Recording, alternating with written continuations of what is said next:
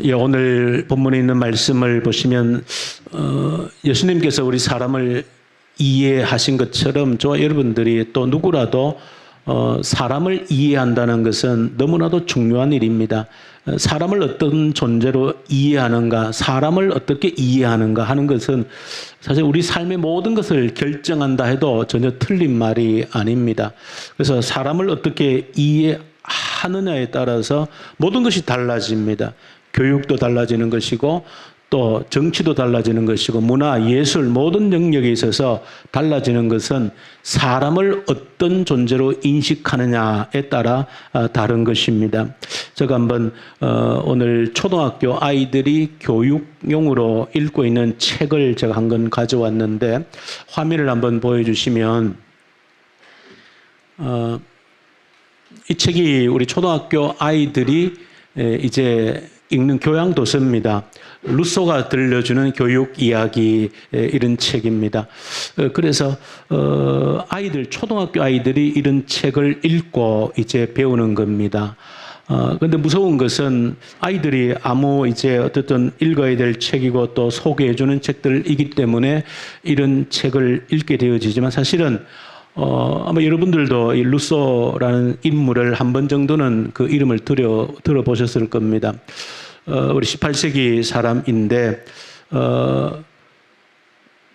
근대사에 가장 큰 영향을 끼친 인물이다. 그렇게 할 수 있습니다. 교육에, 그리고 또 정치에 큰 영향을 끼친 인물인데, 이 사람이 어떤 영향을 끼쳤는가 하는 것은 이 사람이 사람에 대한 이해를 어떻게 했는가, 그것이 결정을 하는 겁니다. 화면 다시 한번 주시면 제가 한번 조정을 해볼게요.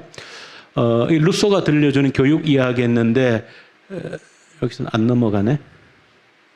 넘어가야 되는데. 네.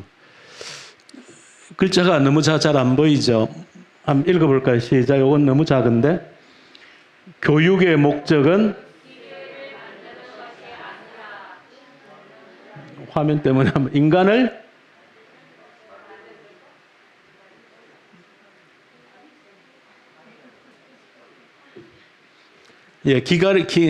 교육이라는 것은 기계를 만드는 것이 아니고 인간을 인간답게 한다. 그런 의미로 인간을 만드는 데 있다. 그렇게 되어져 있는데 이게 무슨 내용인가 하는 것들도 한번 보시면은 이건 보입니까? 이런 질문을 가지고 배우는 겁니다. 한번 읽어볼까요?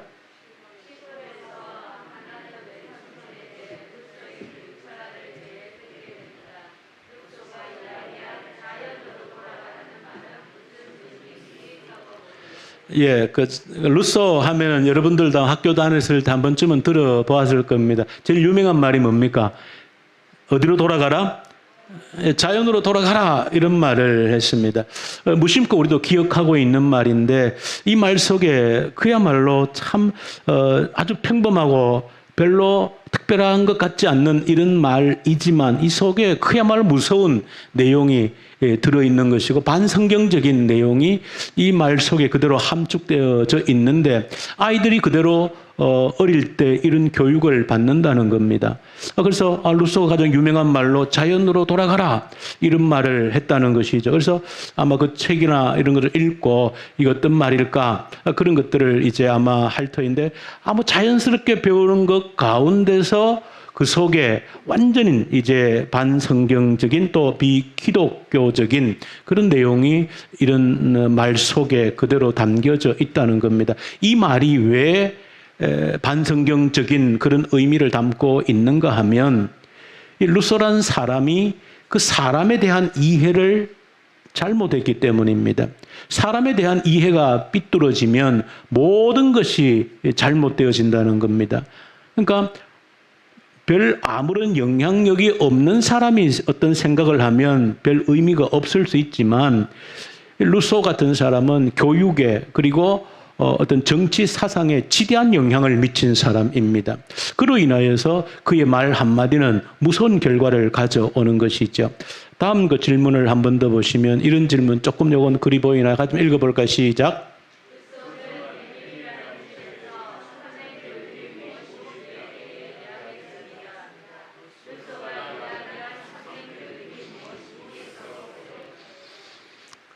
여기 한번 답을 할 수 있겠습니까? 루소가 말한 교육의 참된 의미는 뭘까요?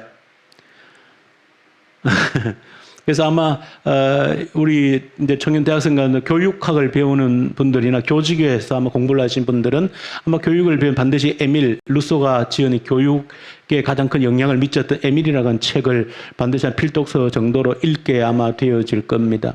도대체 자연으로 돌아가라고 했던 그의 말 속에서 이 루소가 지향하고 있는 교육이란 도대체 뭐냐라고 하는 겁니다.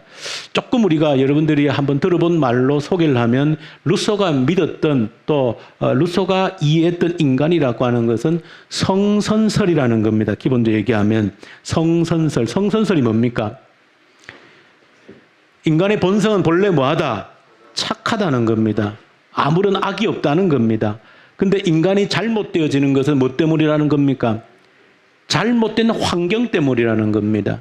잘못된 환경에 접했기 때문에 인간이 어떻게 되어진다? 악해지거나 잘못되어져 간다는 것입니다. 그러니까 자연으로 돌아가라고 하는 그의 교육 원리 속에는 인간은 근본적으로 문제가 없는 근본적으로 선한 본성을 가지고 있는데 그 선한 본성을 가지고 있는 인간이 자라가면서 나쁜 환경을 접했기 때문에 인간이 악해져 가는 것이다. 그렇게 이제 본 겁니다. 그러니까 인간 자체를 어떻게 이해했는가? 인간은 본래 아무런 문제가 없다는 겁니다. 그래서 인간 본성만 잘 개발하면 인간이 본래 가지고 있는 본성만 잘 이렇게 나타나도록 하면 인간은 온전한 인간이 되어질 수 있다. 그런 교육 원리를 만드는 겁니다.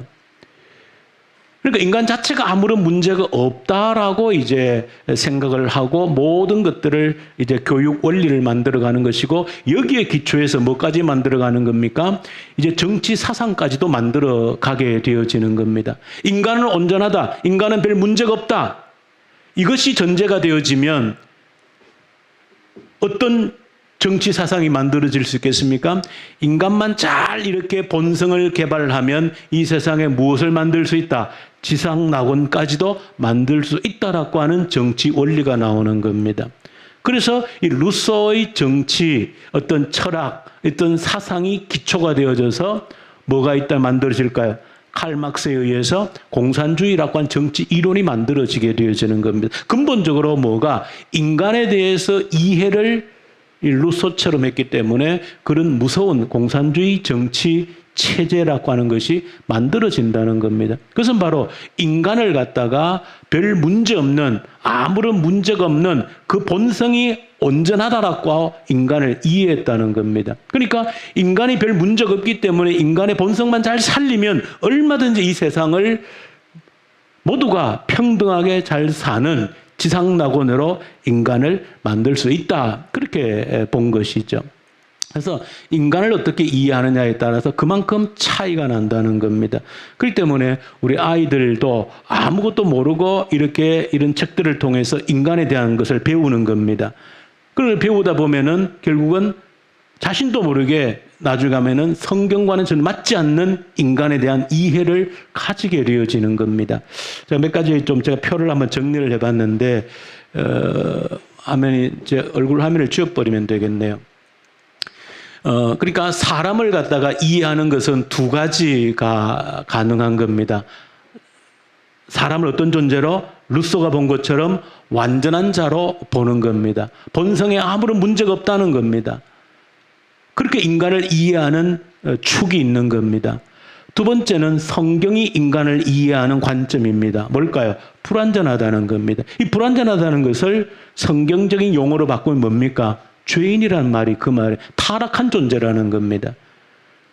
그러니까 인간을 완전한 자로 보면 인간은 본래 선한 존재였다는 것이고 인간을 불완전한 자로 보면 성경이 말한다. 인간은 타락, 전적 타락한 존재이고 부패한 존재이고 죄인이라는 겁니다. 그러니까 인간을 죄인으로 타락한 존재로 불완전한 존재로 바라볼 것이냐, 그렇지 않으면 인간은 온전하고 본성상 아무런 문제가 없는 그런 존재로 바라볼 것이냐에 따라서 모든 것이 결정되어진다는 겁니다. 인간을 온전하다, 본래 선한 존재다, 그렇게 보면 절대 기준 가치라고 하는 것이 필요하다, 필요하지 않다, 필요 없는 겁니다. 인간이 반드시 지켜야 될 규범이라는 것이 필요 없는 겁니다. 왜? 인간 자체가 본성이 온전하다고 보기 때문에 본성대로 살면 되는 거예요. 그러니까 인간 자기가 기준인 대로 살면 되는 겁니다. 그렇기 때문에 그런 인간을 온전하다고 보면 절대 어떤 반드시 지켜야 될 절대 규범, 절대 규정, 절대 도덕이라는 것이 필요가 없는 겁니다. 그런데 인간을 불완전한 존재로 보고 타락한 존재로 죄인으로 보면 반드시 뭐가 필요합니까? 죄인은 불완전하기 때문에 반드시 지켜야 될 절대 기준이 필요한 겁니다. 반드시 인간이 따라야 될 절대적인 가치가 필요한 거예요. 이 모든 것들이 인간을 어떻게 이해하는가에 따라 달라진다는 겁니다. 이런 흐름을 저와 여러분들 머릿속에 정확히 한번 그려볼 필요가 있다.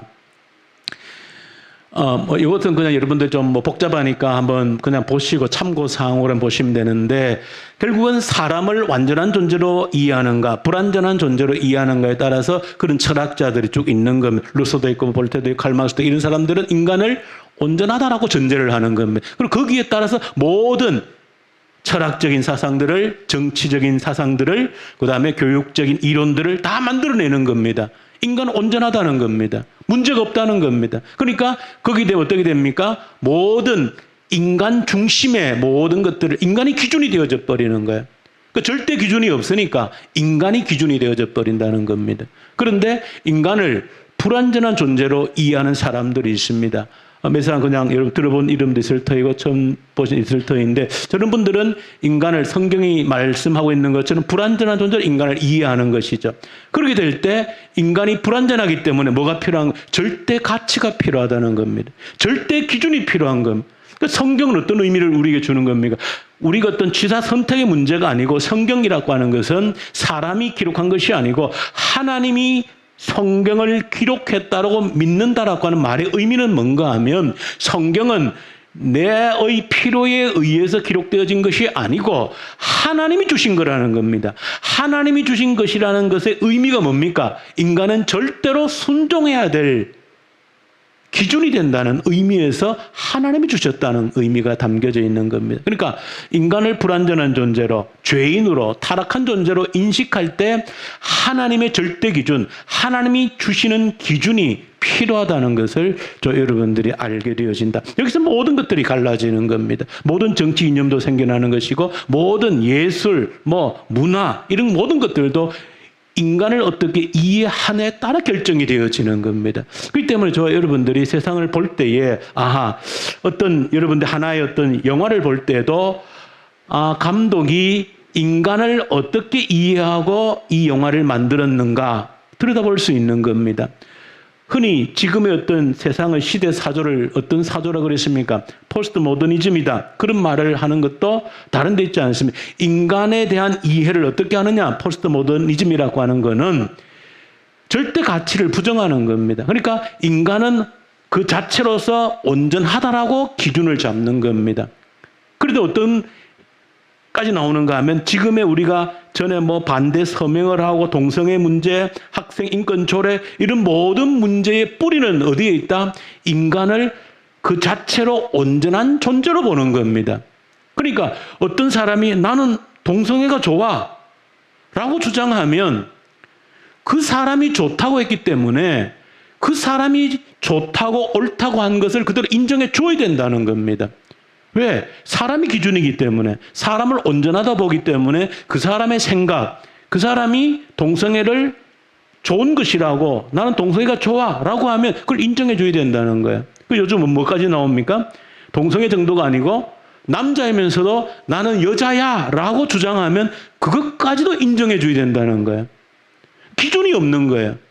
성경은 그런 기준을 안 만들었죠. 남자면 남자, 여자면 여자, 딱 기준이 분명한 겁니다. 그런데 사람이 기준이 되고 사람이 문제가 없고 본성으로 옳은 존재로 인정을 해버리면 그 사람이 무엇을 주장하든지 옳다고 인정해 줘야 되는 겁니다. 그러니까 외형적으로 여자인데도 나는 남자라고 선언하면 뭐 해야 된다? 남자로 인정해 줘야 된다는 거예요.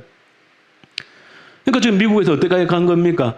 남자인데도 여자로 선언하면 여자로 인정해 줘야 되고 여자가 할 수 있는 운동 경기에도 참여해 줘야 된다. 그것까지 나오는 겁니다. 그러니까 사람을 온전한 존재로 인정을 하면 사람이 아무런 문제가 없는 존재로 인식하면 모든 것이 가능한 겁니다. 그러니까 요즘에 일어나고 있는 모든 이 시대의 흐름 속에 어떤 것이 기초에 깔려져 있는지를 여러분들이 아셔야 되는 겁니다.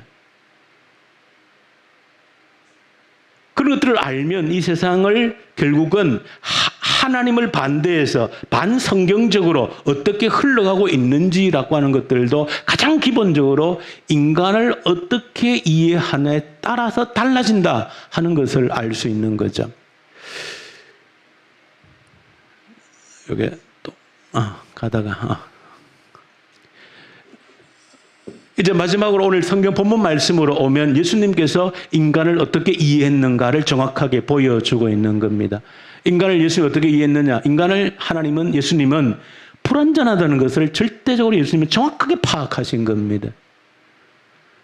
그러니까 인간을 온전하다, 별 문제 없다라고 파악을 하게 되지만 저와 여러분들에게도 사실은 막연히 아는 것 같은데 이걸 정확히 할 필요가 있는 겁니다. 왜냐하면 우리의 많은 부분에 있어서 삶에 있어서 많은 경우에 실패하고 또 아픔을 겪는 이유가 인간에 대한 이해가 잘못되어졌기 때문에 수많은 경우에 아픔과 어떤 고통을 겪는 경우가 많이 있습니다. 왜? 인간을 근본적으로 저는 온전하다라고 이해를 하게 되어지면 그렇게 받아들이게 되어지면 왜냐하면 왜 저와 여러분들이 실수를 하는가 하면 성경적인 가치관이 머릿속에 완전히 내 속에 내재되어 있지 않습니다. 여러분 아까 제가 초등학교 교재를 보여드렸잖아요. 이게 그냥 보슬비에 옷이 젖듯이 어릴 때부터 머릿속에 다양한 방법으로 나도 모르게 머릿속에 입력되어 있는 게 있습니다. 인간은 아무런 별 문제가 없고 온전한 존재인 것처럼 끊임없이 교육을 받기 때문에 그 결과가 우리 일상 삶에서 어떻게 나타날까요? 저기 써있는 대로 인간을 신뢰와 의지의 대상으로 삼아버리는 겁니다. 성경을 보십시오. 성경은 어디에도 인간을 의지하거나 그다음 신뢰할 대상으로 말하고 있지 않습니다. 성경은 인간에 대해서 완전히 타락한 존재로 규정을 하기 때문에 죄인으로 인간을 규정하기 때문에 인간에 대해서 인간을 어떻게 되어야 되는가? 성경 어디를 보더라도 성경 전체가 인간의 무슨 대상이다? 사랑과 섬김의 대상이라는 것이 성경에 대한 인간의 이해의 기초입니다. 그런데도 우리는 자주 다 실수하는 거예요. 사람을 어떤 대상으로 봅니까? 믿고 신뢰할 대상으로 보는 겁니다. 여기에 끊임없는 갈등과 고통이 수반되어지는 거야. 믿었는데 너가 그럴 수 있느냐 이렇게 되어버리는 겁니다. 내가 믿고 너와 함께 하기로 했는데 너가 이럴 수 있느냐 이렇게 되어버리는 거예요. 사실 그 자체가 잘못되어진 겁니다. 성경은 어디에도 사람을 믿으라 하지 않았습니다. 그렇다고 사람을 불신하라는 얘기가 아니고 근본적으로 사람은 어떤 대상이다? 내가 할 수 있는 한 사랑하고 섬길 대상이지 믿고 신뢰할 대상이 아니라는 거예요. 왜? 인간은 불완전하기 때문에 그렇습니다. 그래서 우리 그리스도인들은 아무리 사람을 믿고 싶어도 인간임을 인정하셔야 돼요. 인간을 인정한다는 뭐예요? 불완전하다는 걸 인정하셔야 됩니다. 아무리 천사처럼 보여도요, 그 사람이 뭐 할 수 있습니까? 악마처럼 변할 수 있는 것은 종이 한 장 차이입니다. 우리 교회의 모든 어떤 조직이라는 것도, 장로교회 조직이라는 것도 뭐가 기초해서 만들어졌을까요? 인간이 불완전하다는 것을 기초로 해서 어떤 장로교회, 교회 틀이 만들어지는 겁니다. 목사님이 천사 같아. 목사님의 영성이 너무 깊은 분이셔. 아닙니다. 그런 목사님도 나중에 어떻게 될는지 모른다는 거예요. 그래서 제도를 조직을 만드는 겁니다. 천주교가 여러 가지 장점도 있지만 가장 큰 문제 중에 한 가지가 뭡니까? 인간을 완전한 존재로 한 사람을 봤다. 교황. 천주교의 교황은 불완전한 존재가 아니고 하나님과 똑같은 완벽한 존재로 인식하는 겁니다. 그게 가장 무서운 거예요.